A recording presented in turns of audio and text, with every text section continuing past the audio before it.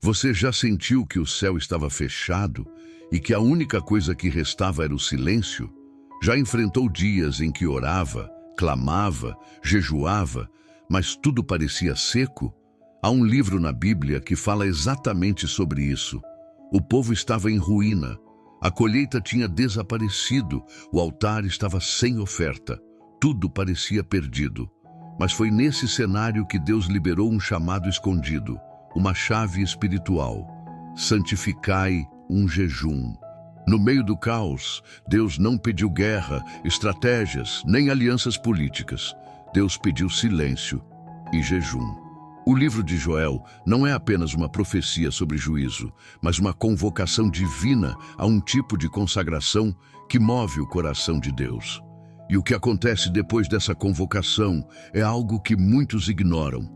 Os céus se abrem, o Espírito Santo é derramado, visões começam a acontecer e uma geração é levantada. Hoje vamos caminhar juntos por essas páginas antigas e descobrir o que o jejum de Joel ainda pode liberar na sua vida. Agora, antes de continuar, já curta esse vídeo. Compartilhe com alguém que precisa de um milagre e escreve aqui nos comentários: Senhor, santifica o meu jejum. Isso ativa o engajamento e mostra que você está com o coração pronto para receber revelações profundas. Porque esse vídeo não é apenas uma explicação bíblica, é um chamado espiritual. Algo vai mudar enquanto você assiste. Antes que Deus liberasse a ordem do jejum, o cenário descrito por Joel era de desolação. Os campos estavam secos, os animais gemiam, os sacerdotes choravam e o altar estava em silêncio. Era como se a vida tivesse sido drenada da terra. Nada florescia. A alegria havia se esvaído da casa do Senhor. E nesse contexto sombrio, não havia estratégias humanas capazes de restaurar o que havia sido perdido. O povo estava desorientado, mas Deus não estava.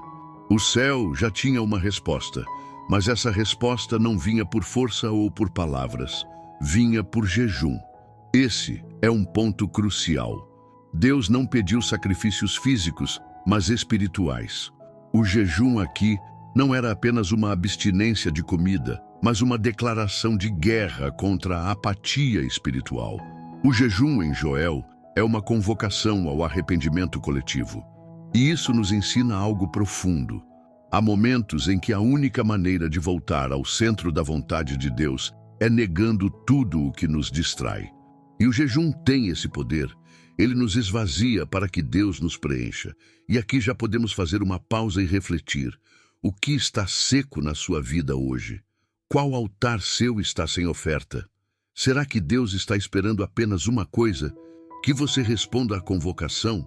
Escreve nos comentários agora: eu volto para o altar. Isso é mais que um gesto. É um ato profético. Quando Joel escreve santificai um jejum, ele não está apenas dizendo faça um jejum. Ele está falando sobre separar esse tempo como algo santo. Não é apenas parar de comer, é parar o mundo interior. É um jejum com propósito, com peso espiritual. É uma consagração. E consagrar significa devolver para Deus o que estava sendo usado por outros propósitos. Isso muda tudo, porque o jejum que Deus reconhece não é o mais longo, nem o mais radical, é o mais santo. E o que torna um jejum santo é o motivo pelo qual você o entrega. Se você jejua apenas para conseguir uma bênção, você pode até mexer com o mundo natural. Mas quando você jejua para que Deus restaure o altar do seu coração, você toca o mundo espiritual. É aí que as coisas mudam. E é aí que Joel nos ensina algo precioso. O jejum verdadeiro não começa no estômago, começa na alma. Deus está procurando pessoas que não apenas jejuem, mas que santifiquem esse jejum como uma oferta viva. O problema é que muitas pessoas fazem jejum como se fosse uma fórmula mágica. Vou parar de comer e Deus vai me abençoar. Mas Deus não responde a fórmulas, Ele responde a corações quebrantados. Joel 2,13 diz: rasgai o vosso coração, e não as vossas vestes, e convertei-vos ao Senhor vosso Deus. Em outras palavras, Deus está dizendo: eu não quero uma performance religiosa, eu quero transformação verdadeira. O jejum que Deus ouve é aquele que é acompanhado de arrependimento real, de mudança de direção. Você pode ficar 40 dias sem comer, mas se seu coração ainda estiver preso ao pecado, esse jejum não tem poder algum. Mas se você tirar um único dia, e naquele dia você se quebrantar, se humilhar, chorar diante de Deus e se afastar do caminho errado, esse jejum tem mais valor do que qualquer abstinência sem arrependimento. Você consegue perceber a diferença? Jejuar pode ser um hábito. Santificar um jejum é um encontro. E quando alguém realmente santifica um jejum, o mundo espiritual se move. As cadeias que estavam escondidas começam a se soltar. Os pensamentos que estavam obscurecidos começam a se alinhar.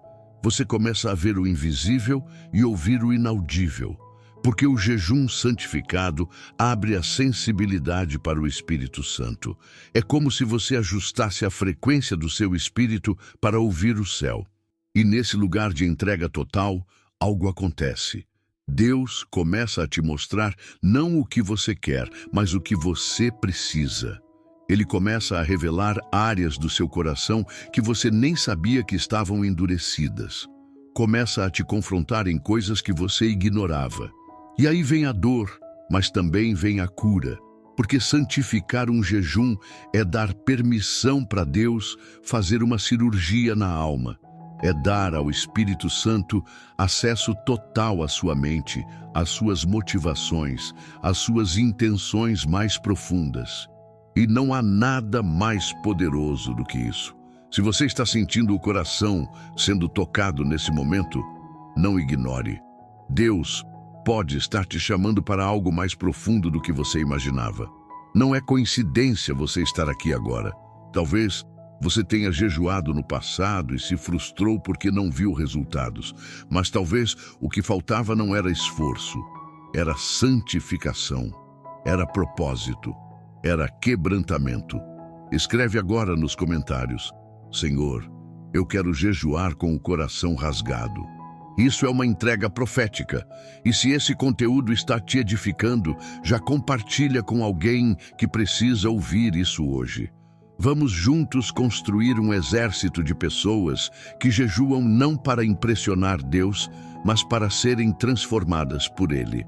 E ainda vamos mergulhar em algo mais profundo, o que esse jejum de Joel libera no mundo espiritual. Fica comigo, porque o próximo bloco vai revelar por que essa convocação está ligada diretamente ao derramar do Espírito Santo nos últimos dias. Uma das revelações mais poderosas do livro de Joel é a conexão direta entre o jejum e o derramar do Espírito. No capítulo 2, Deus primeiro convoca o povo ao arrependimento e jejum. Santificai um jejum, convocai uma assembleia solene. Joel 2, 15, 17. E depois dessa convocação, o texto avança com uma das promessas mais gloriosas de toda a Bíblia. E acontecerá depois disso que derramarei o meu espírito sobre toda a carne. Joel 2, 28. Repare, depois disso, depois do jejum, depois do choro, depois da santificação, isso não é coincidência, é uma sequência espiritual. O jejum abre espaço, limpa o terreno, prepara o coração para algo que vai além do natural. O Espírito Santo não é derramado onde o ego ainda governa. E o jejum é justamente o processo pelo qual o ego é crucificado. Deus está nos dizendo: se você quiser o novo, precisa morrer para o velho. O que o povo de Joel viveu de forma profética se cumpre em Atos 2, quando o Espírito desce no cenáculo. Mas vale lembrar que antes daquele derramar, também houve oração intensa, clamor, unidade e consagração. O padrão se repete: não há derramar sem esvaziamento. E o jejum é uma das formas mais intensas de dizer a Deus: eu quero mais de ti, mesmo que isso custe tudo de mim. O que Joel viu em visões, os discípulos viveram na prática. Mas e nós? Estamos dispostos a viver esse mesmo padrão ou estamos buscando um derramar sem entrega, uma unção sem quebrantamento, uma visitação sem altar? Há uma geração hoje que clama por avivamento, mas não percebe que esse avivamento está preso por falta de consagração. Queremos o depois disso, mas não estamos respondendo ao santificai um jejum. Talvez você esteja orando por um novo nível espiritual, por dons, por direção, por experiências profundas com o Espírito Santo.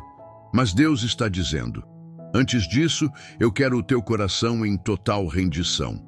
O jejum é o lugar onde essa rendição acontece. É onde você cala todas as vozes para ouvir a única que importa. É onde sua alma se alinha ao céu. E quando isso acontece, Deus se move. Ele derrama o Espírito, Ele ativa sonhos, Ele abre os olhos, Ele faz jovens profetizarem, velhos sonharem, servos falarem em línguas. Tudo começa no jejum. E não é qualquer jejum. É o que vem com choro, com arrependimento, com santificação. Você está pronto para esse nível de entrega? Então escreve agora nos comentários: Senhor, derrama o teu Espírito sobre mim, depois do meu jejum. E compartilha esse vídeo com alguém que precisa ser ativado espiritualmente. Porque no próximo bloco vamos falar de algo ainda mais profundo. O jejum em Joel não só libera o Espírito, ele ativa um exército invisível. Há um movimento celestial que só se inicia quando o povo se humilha. E talvez, só talvez, o que está te cercando hoje seja a consequência de um jejum que ainda não começou. Vamos juntos? Pouca gente percebe, mas em Joel 2:11, logo antes do derramar do Espírito, a Bíblia descreve um exército vindo com grande força, como nunca se viu antes. Esse exército não é apenas literal, é profético. Ele representa o movimento do céu em direção a um povo que está em jejum e quebrantamento. O texto diz que esse exército executa a palavra do Senhor. Ou seja, Deus está liberando comandos espirituais para seres celestiais agirem em favor daqueles que estão consagrados. Quando você jejua com santidade, você ativa mais do que uma resposta emocional. Você mobiliza o céu. Anjos recebem ordens, portas se abrem, correntes se quebram, mas tudo isso começa com um chamado à humilhação. E é isso que muitos ainda não entenderam. O jejum é uma convocação de guerra. Não é contra a carne, é contra os principados que nos cercam. Há batalhas que você não vai vencer com palavras bonitas, mas com jejum e oração. Jesus disse: essa casta não sai senão por jejum e oração. Mateus 17:21. Ele estava falando sobre demônios que se recusam a sair apenas com frases de efeito. E isso nos mostra uma realidade dura. Há níveis de opressão que só são vencidos por quem se esvazia completamente. O jejum é uma arma espiritual. E Joel nos mostra que, quando um povo se une nesse tipo de jejum, um exército é ativado. O inferno treme quando a igreja jejua, porque o jejum é silêncio na carne, mas é estrondo no espírito. É quando Deus fala mais alto do que todas as vozes. E é quando os anjos são liberados para lutar em nosso favor. Você pode estar se perguntando: será que o meu jejum ativa esse tipo de resposta? E a resposta é sim, se ele vier de um coração rasgado, não de um ritual mecânico. Se vier com lágrimas, com verdade, com arrependimento, então sim, o céu se move. Se vier com desejo de reconciliação, de retorno ao altar, de transformação real, então sim, o exército celestial marcha por você. E é por isso que o diabo tenta tanto nos distrair quando decidimos jejuar. Porque ele sabe que jejum verdadeiro quebra fortalezas. Não é sobre não comer, é sobre tocar o coração de Deus, até que ele se levante e diga: agora é minha vez de agir. Você está pronto para esse nível? Então comenta aqui: Senhor, ativa teu exército enquanto eu me humilho. E continua comigo, porque no próximo bloco vamos falar sobre algo ainda mais sério: o jejum que prepara o povo para o juízo. Sim, há uma ligação direta entre arrependimento, consagração e livramento de destruição. E o Espírito Santo quer te mostrar isso agora. No contexto do livro de Joel, o juízo estava batendo à porta. O povo estava prestes a colher o resultado dos próprios pecados. Mas Deus, em sua misericórdia, abre uma janela espiritual. Quem sabe se não se voltará e se arrependerá e deixará após si uma bênção. Joel 2,14. Essa expressão, quem sabe, mostra que o jejum é a última cartada antes do juízo. É a resposta desesperada de quem sabe que não há mais nada a fazer, a não ser clamar. Quantas vezes em nossa vida estamos exatamente nesse ponto? Um diagnóstico, uma crise financeira, uma porta fechada, um silêncio que machuca. E tudo que podemos fazer é jejuar, chorar e esperar a misericórdia. O jejum, nesse cenário, não é religiosidade, é sobrevivência, é clamor. É o grito da alma dizendo, Senhor, ainda dá tempo de me salvar? E é aqui que vemos o caráter de Deus brilhar com força. Mesmo diante do juízo, ele se inclina ao quebrantado. O jejum tocou o coração do Senhor. A resposta de Deus ao jejum do povo foi essa. Então o Senhor teve zelo da sua terra e se compadeceu do seu povo. Joel 2,18. Você entende o poder disso? Um povo condenado pela própria desobediência encontra compaixão através do jejum. Isso nos mostra que nenhuma situação está perdida demais para quem se humilha. Nenhum decreto do inferno é mais forte do que o arrependimento verdadeiro. E o jejum é a linguagem dessa rendição. Ele fala mais alto que argumentos. Ele clama por misericórdia sem dizer uma palavra. Talvez hoje você esteja vivendo algo que parece sem saída. Talvez você sinta que já errou demais, que não tem mais chance, que já falhou com Deus tantas vezes que não há mais retorno. Mas há uma resposta que ainda pode mudar tudo. E ela começa com jejum, com entrega, com silêncio diante de Deus. Não importa o tamanho do juízo, se houver arrependimento, pode haver livramento. E se houver livramento, há também restauração. Então, escreve nos comentários, Senhor, ainda há tempo para mim. Compartilha esse vídeo com alguém que está prestes a desistir. Porque a palavra de Deus é clara. Ainda assim, agora mesmo, diz o Senhor, voltai para mim de todo o vosso coração, com jejum, com choro, com pranto. Joel 2,12. E no próximo bloco, vamos mergulhar em algo que transforma tudo, o jejum que precede colheita. Porque Deus não só livra, Ele também restaura. E essa promessa é para você. Depois do jejum e da restauração, Joel libera uma palavra que ecoa a esperança. Restituir-vos-ei os anos que foram consumidos. Joel 2,25. Essa frase é uma das mais poderosas promessas da Bíblia. Ela fala de um Deus que não apenas perdoa, mas também recompõe. Um Deus que não só apaga o passado, mas reescreve o futuro. E veja como tudo isso começa com jejum. É como se Deus dissesse, se você me der o que sobrou, eu devolvo o que foi perdido. O jejum nos posiciona para a colheita. Ele é o terreno fértil da restauração. E quando o coração está limpo, o céu começa a chover bênçãos. Joel diz que a terra florescerá novamente, os lagares se encherão e a alegria voltará.